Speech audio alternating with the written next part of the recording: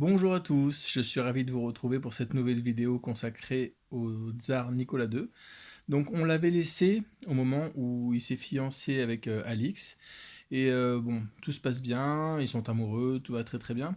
Malheureusement, le tsarevitch, Nicolas, est obligé de partir en Crimée, où son père est en villégiature parce qu'il est malade en fin de compte. La Crimée fait partie de la Russie, donc on l'a envoyé là-bas parce que c'est au bord de la mer, c'est un climat plus propice à la guérison, donc il est parti là-bas. Et puis quand il arrive là-bas, l'état de santé de son père se dégrade, et donc il demande à sa fiancée de venir le rejoindre en Crimée. C'est ce qu'elle fait, et puis malheureusement, peu de temps après, le tsar Alexandre III meurt, et donc ils repartent ensemble à Saint-Pétersbourg. Quand elle arrive là-bas, les Russes sont pas très très satisfaits de ce futur mariage.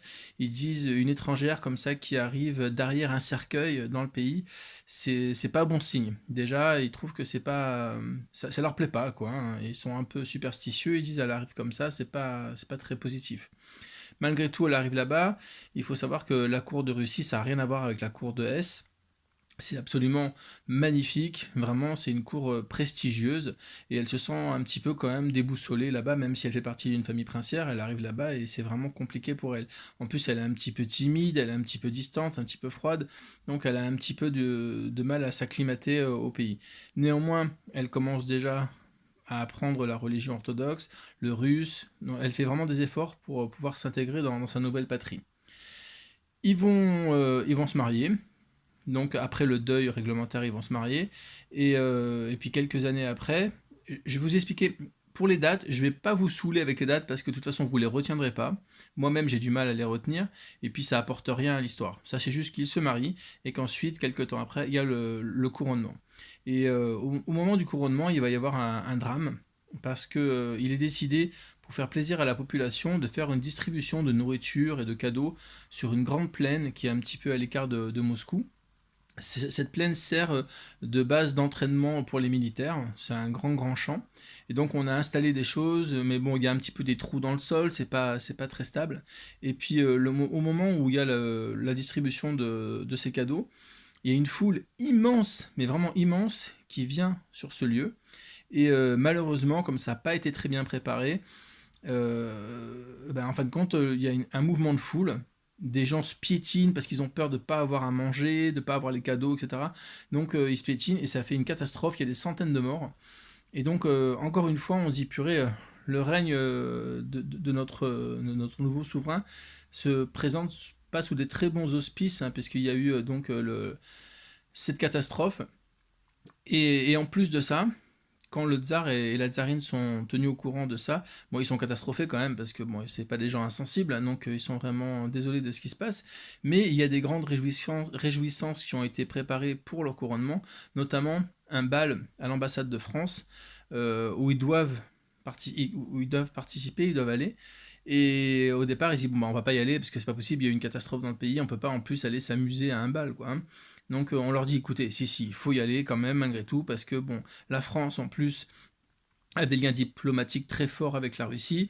Ils sont alliés politiquement et militairement avec la Russie. C'est vraiment important que vous puissiez y aller. Donc ils y vont, la mort dans l'âme, et en fin de compte, ils vont pas assister vraiment. Enfin, ils vont assister, mais ils vont rester dans leur coin, ils vont pas danser, ça va être un peu. Mais on va leur reprocher d'être allés à ce bal alors qu'il y a eu cette catastrophe qui pour les Russes est quelque chose vraiment de très important, et puis pour tout le monde, hein, en général, et donc on va vraiment leur reprocher ça. Bref, donc ils vont quand même. Après, la vie commence à suivre son cours en Russie, à la cour. Et comme je vous l'ai dit, bon, bah, elle est vraiment un petit peu en retrait. Surtout qu'il y a toujours la mère de Nicolas II, Maria Fedorovna, qui, elle, se considère toujours un petit peu comme la tsarine, quoi, hein. Elle tient salon, elle sort beaucoup, elle est beaucoup aimée des Russes. Puis voilà, donc il y a un décalage entre la belle-mère et, et sa belle-fille. Bon, vous allez me dire, ça se passe un petit peu souvent comme ça, mais là, c'est vraiment un peu exacerbé, au point que même la nouvelle impératrice aura du mal à récupérer les joyaux de la couronne pour son usage propre. La tsarine va vouloir au départ les garder un peu pour elle.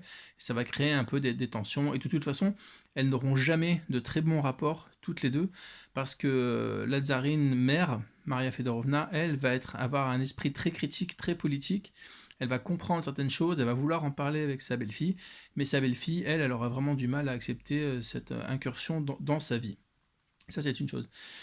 Le climat général en Russie, bon, il y a eu comment dire, certaines avancées qui ont été faites dans la Russie, mais ça reste un pays quand même qui a du mal à s'industrialiser, pardon. Ça s'est fait beaucoup par quelque chose que vous connaissez sans doute, qui s'appelle les emprunts russes.